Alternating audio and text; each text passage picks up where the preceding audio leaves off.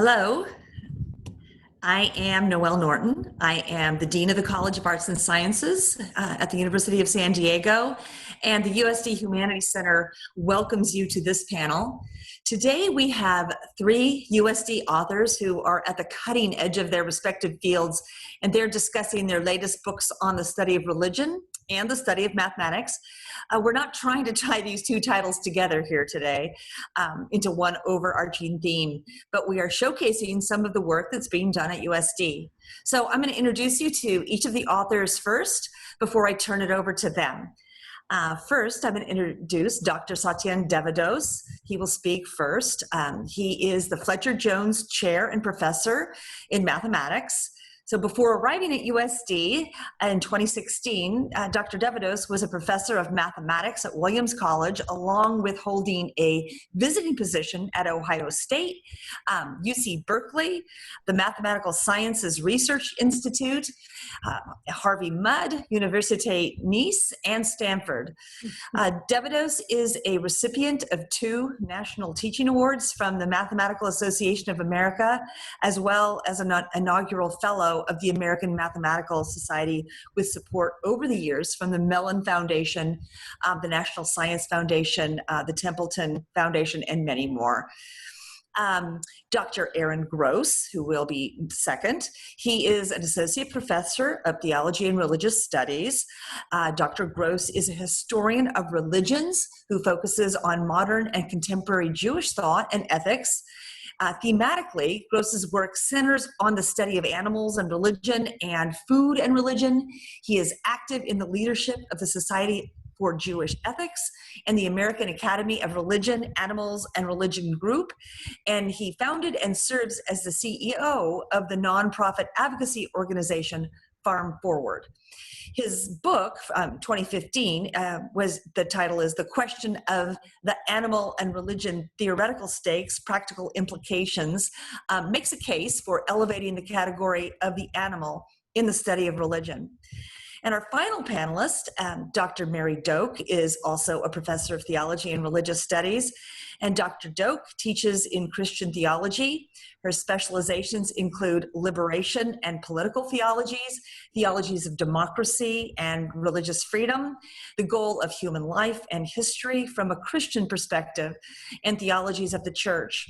Her earlier book, Reclaiming a Narrative for Public Theology, was published in 2004, and it defends a politically engaged and publicly active role for Christianity that nevertheless values and is consistent with religious freedom in a diverse society. So I'm going to stop talking now and turn it over to each of these authors. They will speak for 10 minutes each, and then we'll open it up for questions. Dr. Devadoss. And his book, the title is Mage, Merlin's Unsolved Mathematical Mysteries. Thanks, Noelle. And thanks to the Tribune for hosting us. I think this is lovely chance for us to get together. One of the things I'm kind of worried about is that most people think math is very painful, and we might just lose our audience right here. But I just wanted to, kind of sit in that just for a second. When most people find out I'm a math professor, the first thing they do is offer a sense of ask kind of like a forgiveness of their sins for how they failed in math, and they want me to absolve them of this guilt. And I've come to realize that this is a painful experience for so many people.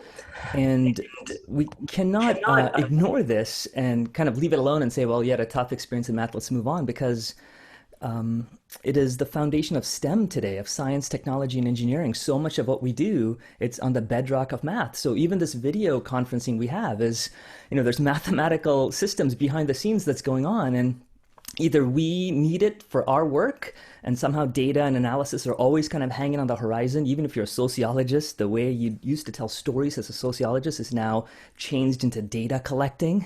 And even certainly for our kids, right, to kind of give them a shot in this new world order that we have today, and certainly with COVID. So how do we do this when there's such a fear for math? When most people think of math, I tend to think of it sort of as a mountain. The base of the mountain is addition and subtraction and multiplication. Everybody's kind of welcome to the base of the mountain, right? And as you kind of climb up, you have like algebra and trig and pre-calc and calc. And eventually we all stop because of math altitude sickness. Like, we eventually you're kind of, that's it, dude, I'm done. And this is the most I can get up the mountain. And kind of the idea is that only a select few have access to the very top of the mountain. Like, that's where the good stuff is. That's where the fresh powder is. That's where you want to go skiing, and the gods get there, right? Like, maybe with a PhD or some of the credentials that Noel said about me, like, okay, he gets to ski up in this great mountain, but most of us mortals are down here. And, my co-author and I, we've been thinking about 5 to 8 years on this book, on the right way of thinking about it. And what we wanted to do is literally flip that analogy on its head. What would happen if anybody off the street, anybody with just addition and subtraction, or even with a piece of paper know how to draw little triangles or something, you have access to the cool snow on the mountain. You have access to the unsolved problems. So we actually want to change the analogy so that anybody in the world can get to the edge of the unknown in mathematics and peek over it. That you don't have to go through algebra and analysis. You don't need formulas or equations, but you have a joyfulness of playing with these things.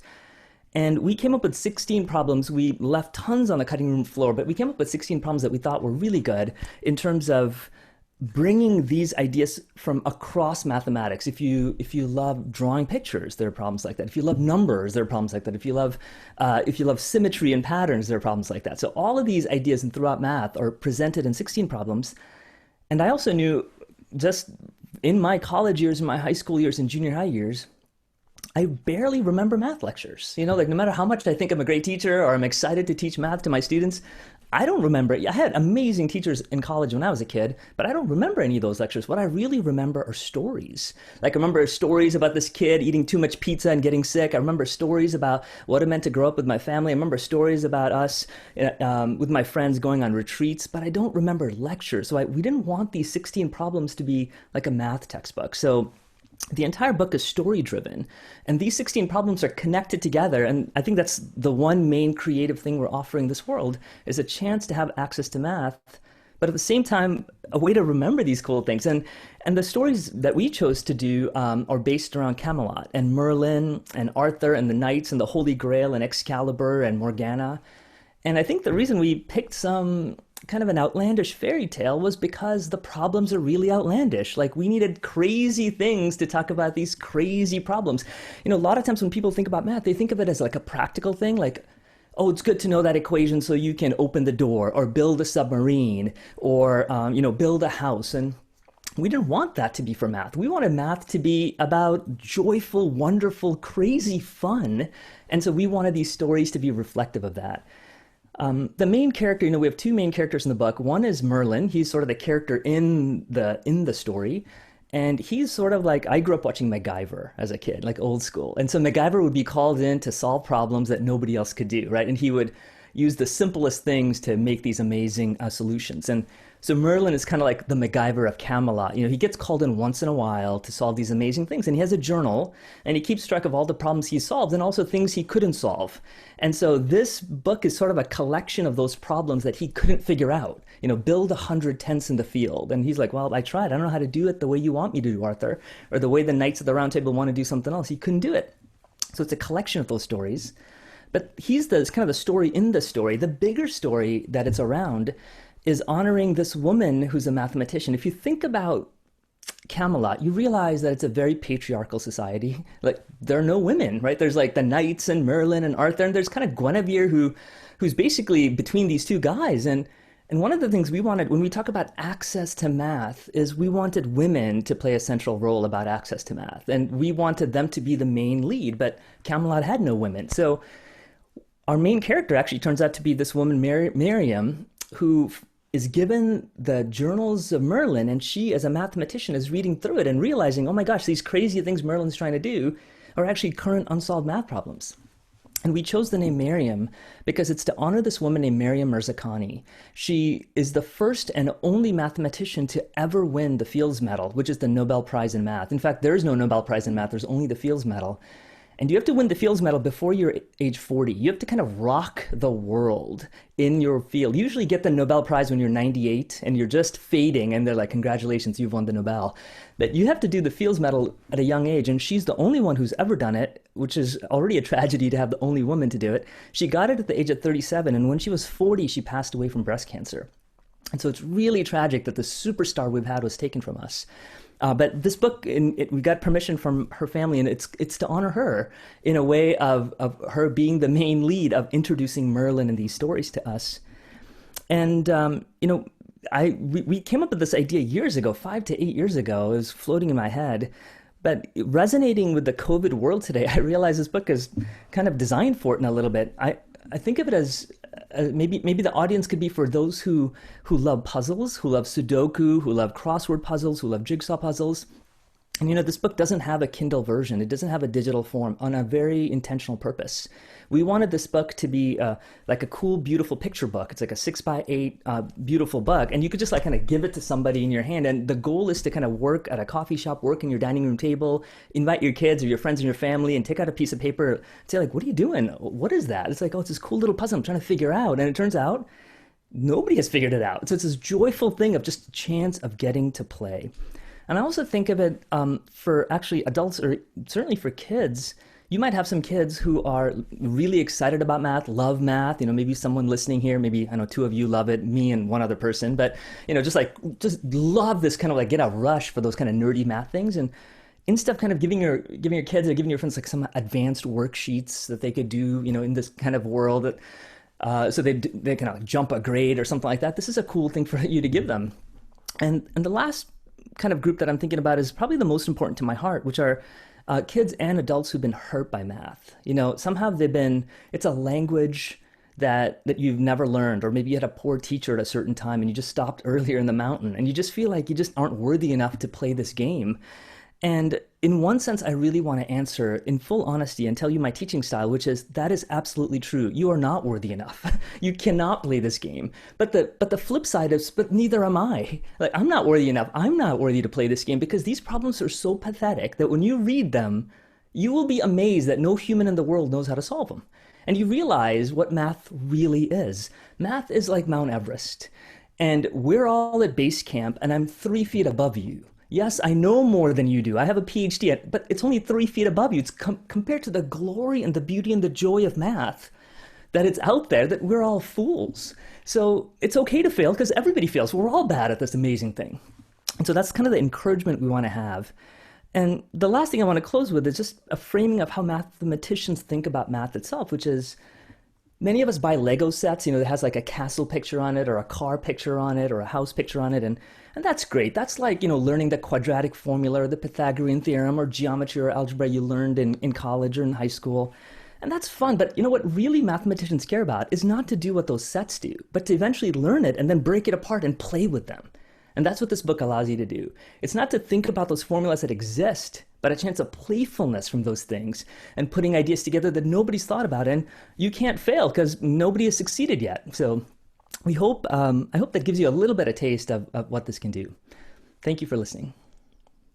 Thank you, Satyan. That was really interesting. I can't wait to get a copy myself. We're now going to move to Dr. Aaron Gross. He is the author of the brand new book, 2019, Feasting and Fasting, The History and Ethics of Jewish Food. So thank you. Thanks so much, Noelle. Yeah, so as Noelle said, the book I want to talk about today is Fasting and Feasting, The History and Ethics of Jewish Food. The subtitle does give you a good sense what it is about. I want to say a little bit more about what we tried to do in that particular book. But what I really want to take my couple minutes to kind of answer is zoom out a bit and ask why we would want to think about religion and food together at the same time at all.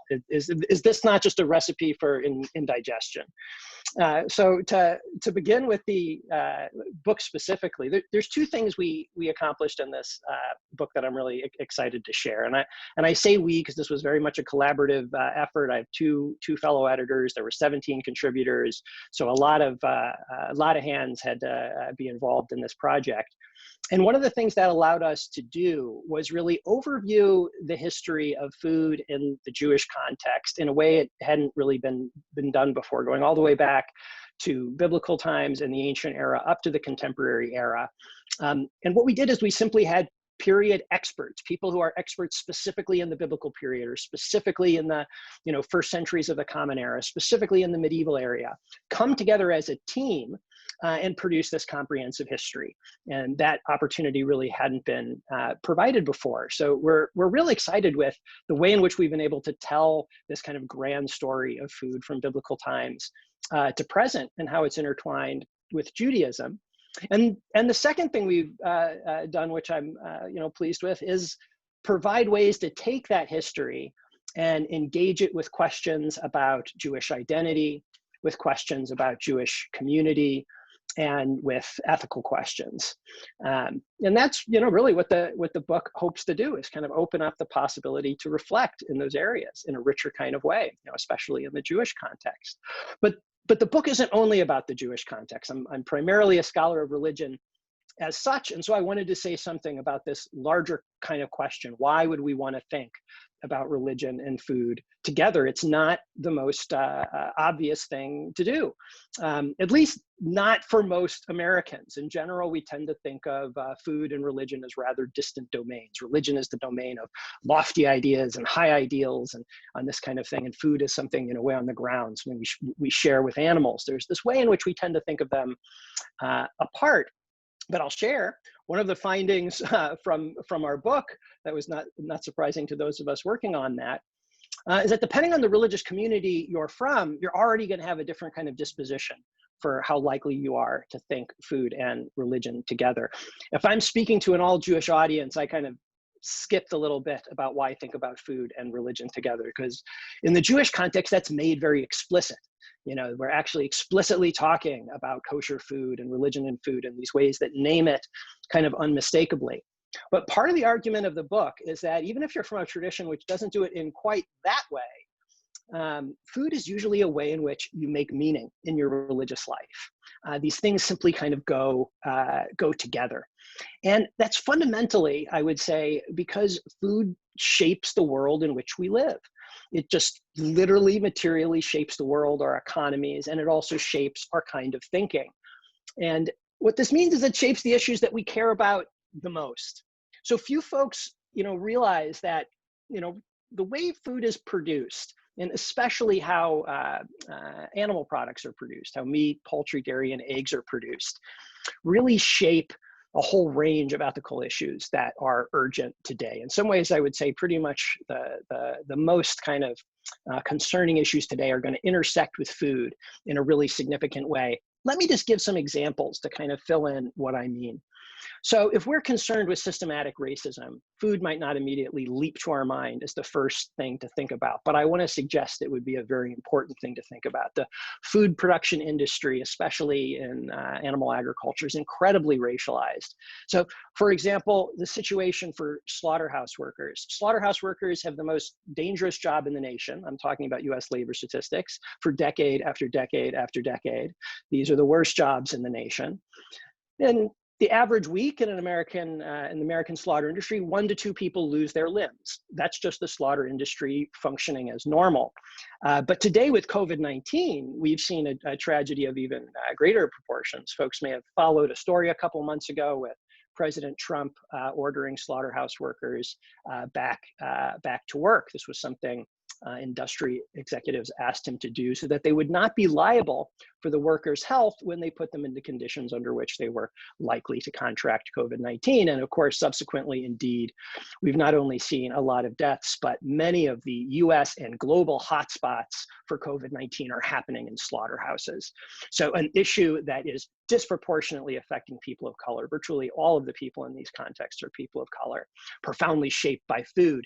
If I were to kind of jump to environmental issues and pick up climate change, for example, I would see that if we look at the drivers of climate change, either the number 1 or number 2 driver, depending on how you run the analysis, is going to be animal agriculture.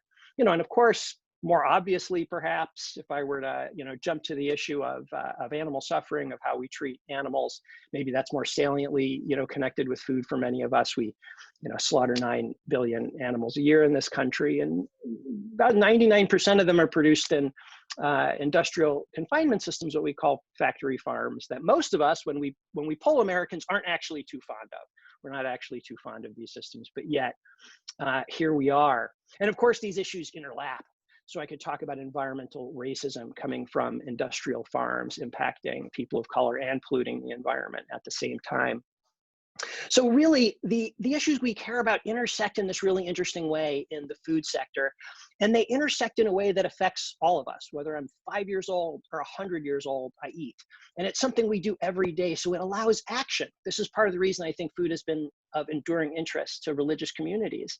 So it turns out that there's actually a lot of stuff that we care about, a lot of our values and how we want to live, what kind of country we want to live in, that are shaped through food. And this strikes to me of profound concern to religious communities. And if you're interested in those questions in the Jewish context, I hope feasting and fasting can be really helpful to you. But there's also a lot of other wonderful writing about the intersection of religion and food. And I'd encourage you to look at things that might capture your interest in that area. Thanks so much. Thank you, Dr. Gross. And our final panelist today is Dr. Mary Doak, and she is the author of the brand new book, A Prophetic Public Church, Witness to Hope Amid the Global Crises of the 21st Century. So thank you.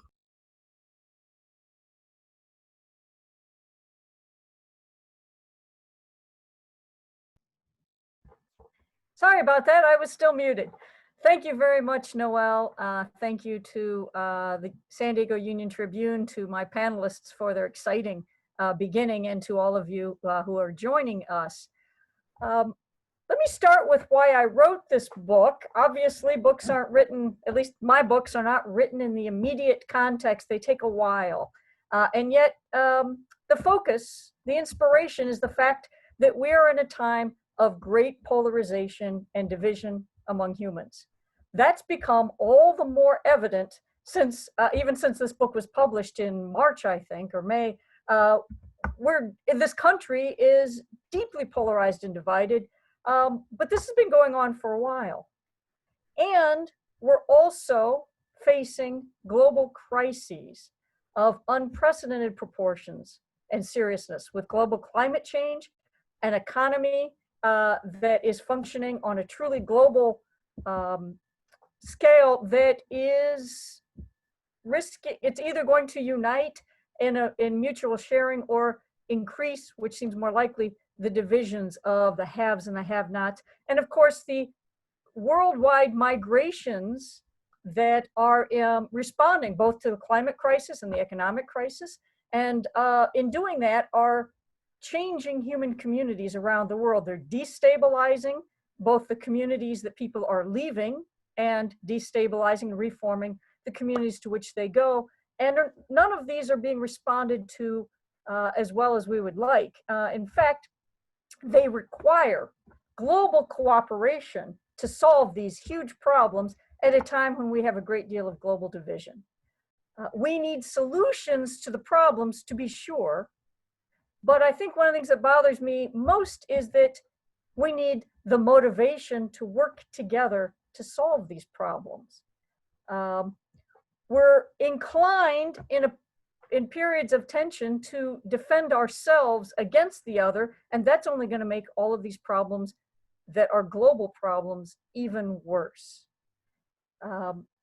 It's very hard, as we can see, certainly with climate change, but also with economics, with migration. How do we solve these global problems if we have to risk ourselves and fear being taken advantage of by others? And that's where I think religions have a lot, all the religions, I focus on Christianity, but all the religions have a great deal to contribute, because one of the things we're continually up against is that religions have power. In the US, we tend to think of religions as something private. You keep it out of important things. It's kind of irrelevant unless you like to feel better in your personal therapy by appealing to spiritual something or others. And then we're kind of surprised because around the world and in the United States, religions have enormous power. In fact, even to encourage you to keep it private is a way of funneling that power in certain ways. So religions have power for great good or for great evil. That's the way power works, right? Power can be used for good or evil. What works least well is simply to ignore that power. What we need to do is to return to the deepest and best parts, the deepest wisdoms, the best parts of those religious traditions to find the power to motivate us to work together and to overcome the temptations of religions to turn us further against each other, to become yet another us versus them approach. So I wrote this book primarily to help Christians draw on the best in their own religious tradition to motivate them to see how Christianity can help us work with others to solve these global crises. But it's also, I think, in a way, about the power of religion overall and how we can access the deepest wisdoms of the traditions that teach us very much against our contemporary situation. Our culture teaches us to focus on the individual self, to be in competition, to get for ourselves greed and division. In fact, the world's religions teach us not to build community, that narcissism is not the way to thrive, to seek harmony, not division, to seek cooperation, not competition. So one of the things that most motivated me to write this, and I focus a lot on, is, and it still surprises me that this is not well known. Consistently for the last 40 or 50 years, Christians around the world in various forms of Christianity, the various denominations and Christian traditions, have articulated that the mission of the church is to increase unity, to witness to and build harmony in the world. And that's like, oh, really? I thought we were supposed to like just be for us against them, only concerned about our own group or taking part in the tribalism of my religion against yours, my church against yours. And yet, that part of that is because I think in every time the power of religion can get used for the limited and distorted perspectives to reinforce those, or it can reach back further and find the deeper wisdom that can overcome the limitations of our time. Increasingly, Christians who have been most divided on their understanding of the church are now articulating, and have been, certainly the Catholic Church, this came in with Vatican II, they took it from the Orthodox Church, which has been doing it longer. It's in the World Council of Churches statements from the late 20th century, that the mission of the church is to build harmonious unity in diversity around the world. A harmony that begins on earth, but will never be perfect here. The church is supposed to, so it's interesting to me that at a time when so many people think church is irrelevant, it's irrelevant because it's become too much an echo of the divisions of our contemporary age and too little returning to its deepest wisdoms for the resources and the motivation to inspire us to risk ourselves, to go beyond our immediate good for what is in our true long-term best interests. Let me just take another minute or two to tell a little bit about how I go about this. In the book, I argue that we have to begin as church to do this by acknowledging our failures, our biggest failures to live the unity and diversity. And a lot of attention is being rightly given now to the failures of Christianity with regard to racism and colonialism, the ways the Christian tradition has fostered a white supremacy. But in the book, I actually argue that there are two more fundamental failures of unity and diversity that go back even further. And these are the failures of anti-Semitism and misogyny. From the beginning, even already in its sacred scriptures, the New Testament, the Christian church, while affirming an ideal that God willed a diverse world to live in love and harmony, failed to be able to value the otherness, the religious otherness of the Jew as Jew, and Judaism continuing in God's plan. At the same time, we failed to acknowledge the other that's so the other without. We've also failed to acknowledge and truly value the gendered otherness within the Christian church. Women became the devalued other to the full Christian defined as male.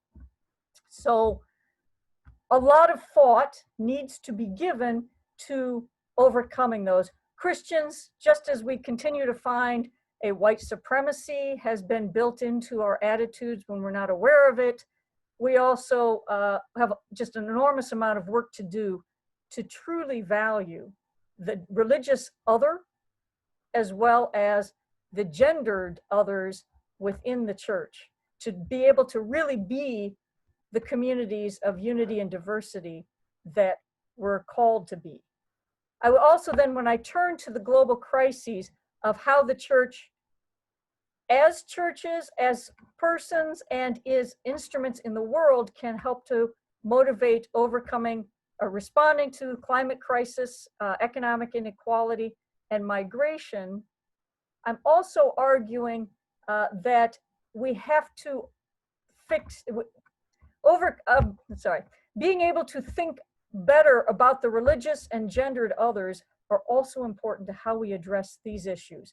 I think it's true as Christians, I think it's true of any of us, but if we can't, for example, as Christians, value the religious other of Jews and other religious others, from that, we won't be able to really work with others, religious others, and their contributions to these global problems.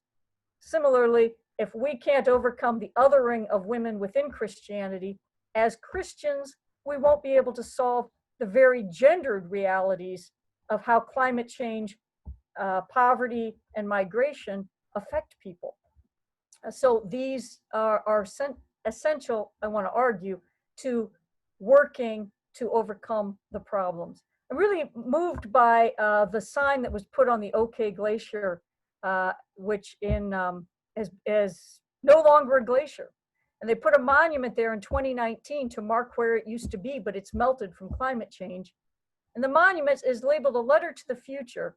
And it says, this is to acknowledge that we know what is happening and what we need to do. Only the future will know whether we did it.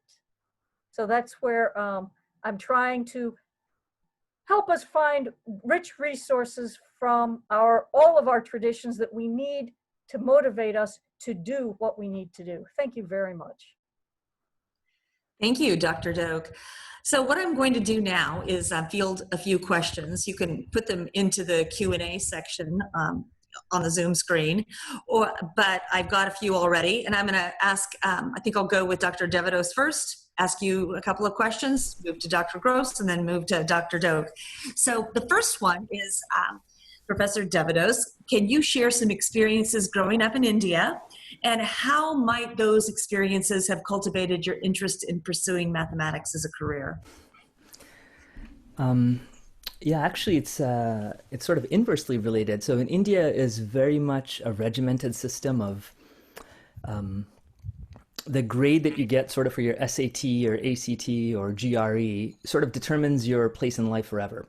So in terms of the fact that the best, most difficult positions to get into are always math programs or CS programs to engineering programs, and there's kind of this ordered list of what is hard to do. And you can sort of tell where you're, how well your friend's kid did by just asking what they're studying. It's like, oh, he's an English major. I'm sorry, that didn't work out for you. Like, there's like this immediate notion of how good or bad you are based on the subject. And one of the things I did when I came to the US that I realized is it's still here. It's not any different in America. There's still this notion of the arts are the weak ones, and then math is a strong one, and the sciences are strong. And actually, my viewpoint of math is actually just flipped, Noelle. Like, I actually think math deals with really easy things. Mm-hmm. The fact that we can actually solve these problems that I'm talking about, either that we have theorems called the Pythagorean theorem or the Gauss-Bonnet theorem or quadratic formulas, means that we can do things. The fact we can put somebody on the moon, that means we can do things. But, listening to my colleagues, they're dealing with questions that can't be solved so easily. I mean, we're talking about issues of gender equality, issues of race, issues of appreciation of food and culture, issues of inequalities of how we treat animals and each other. there's a reason we haven't solved those problems. It's not because the artists and those historians and religious scholars are not smart. They are smart, but the problems are incredibly difficult. So I just want to affirm and just say that I'm actually dealing with the simplest and the most easiest of toys, because I just make up my own rules and I love to play with those things. But when it comes to issues of how to take care of my wife and kids, oh my gosh, she will tell you how far I failed. Okay. There were several people who wrote in the chat that they were interested in purchasing your book for children, grandchildren. So I have a question. How young can the reader be to read this book? Fourth grade, eighth grade, high school? What is it? Yeah, I have 4 kids. One has graduated college and he's working in Boston, but my youngest is in 4th grade right now. She's starting 4th grade, and I have 2 others in between there somewhere. But I would think that for my 4th grader, I don't think it's a book that I would give to her on her own. That I wouldn't say like, here's a fun gift, enjoy, right? But it would be something that I'd love to do with her. Like, I'd love to work at the table with her and maybe myself get interested in it and fool around with it and say, hey, check this out. Like, can you figure this part out? And I don't think the problems are difficult. Maybe addition and subtraction, some division, but kind of the depth of some of the questions and a little maturity would be cool. But I'd say in terms of independent reading, Noel, sort of, as a gift that I give to somebody, maybe somebody in junior high would probably be about the right time, and anything higher, of course. But in terms of before that, I think, I love the fact that you can't solve these problems, at least so far, because it tells you something about uncertainty, and also tells you something about kind of getting uncomfortable, but also having a chance to get inspired by things. And even if you can't understand those problems at a young age, it's great to be inspired by what people are really thinking about. So. Okay. I have one more question for you before we go over to Dr. Gross. Is math education changing to reflect the power of narrative or art in teaching math at the K through 12 level? The way you envision math, is it starting to work in the classroom?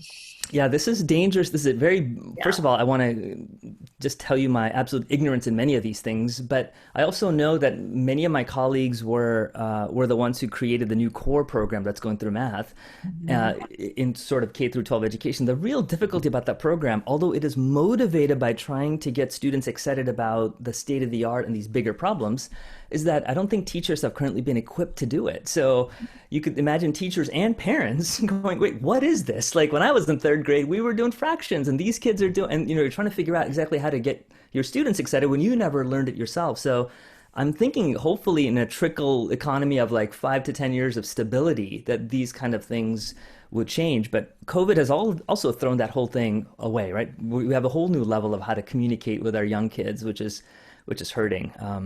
So I think the dream situation for me as a teacher is I want to teach my students about what it means to go on a car and explore new things before talking about a carburetor, right? Like, there's no point in talking about equations and things without getting them the point of having the car in the first place. Like, let's go for a ride. And once you fall in love with that ride, then you could tell them how a muffler works, right? So let's not put the cart behind the horse and stuff. So.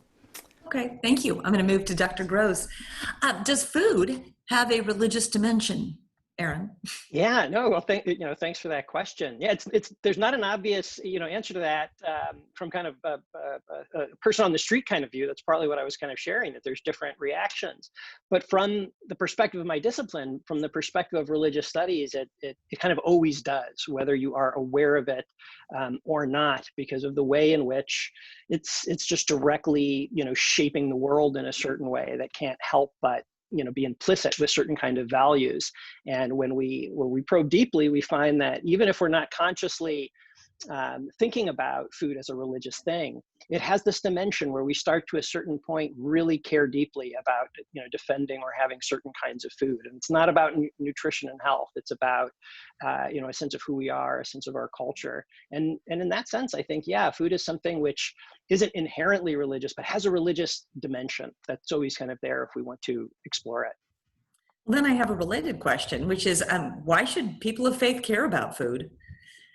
Yeah, so some of the things I talked about, hopefully, point to that there's these really, these issues we already care a lot about that are working themselves out in the food industry. Questions about race, questions about ecology and questions about kind of animal suffering are some that I mentioned, but there is a kind of, but that's a reason I could give to kind of anybody, right? These are ethical concerns. We should all be concerned with them. I do think there are specific reasons, for religious communities that have to do with the way in which, religious communities are also bearers of kind of culture and history and have these really rich resources for thinking about food and for kind of engaging its meaning. And so there's a way in which when, we engage food, if we're somebody who's also kind of a religious person, we're going to get two kind of benefits out of this. We're going to find a way to think more deeply about our ethical lives and kind of interact with contemporary events.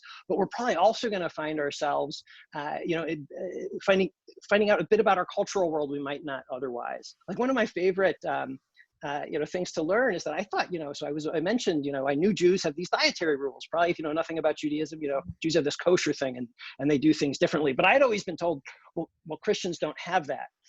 Well, it turns out in the Catholic Church, for example, I obviously teach at a Catholic community, through the 1700s, more than 200 days out of the year in every calendar had food rules associated with them.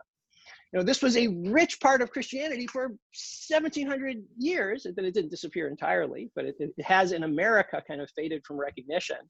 So when I pay attention to food, these things about, parts of Catholic religious history that kind of surprise and animate me light up. So that's another reason for religious folks to care about food. It's a way to connect to their religious past.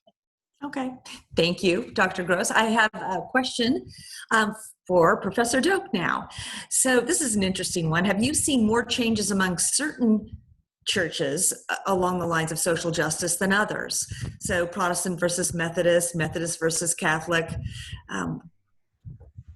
This is a question from the audience. That's a great question. Let me give that some thought.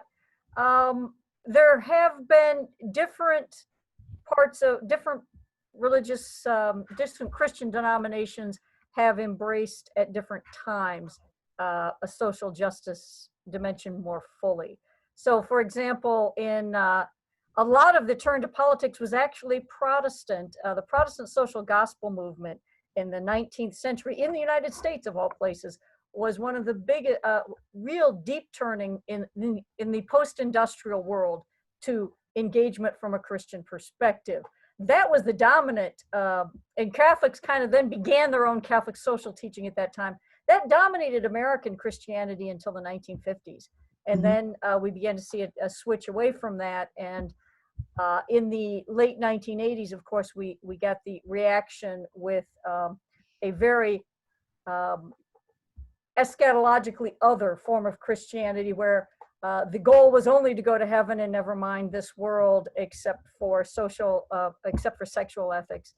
Really became dominant late in the 1980s with the loss of the social justice tradition. So what you see that, I think, is it switches back and forth over time.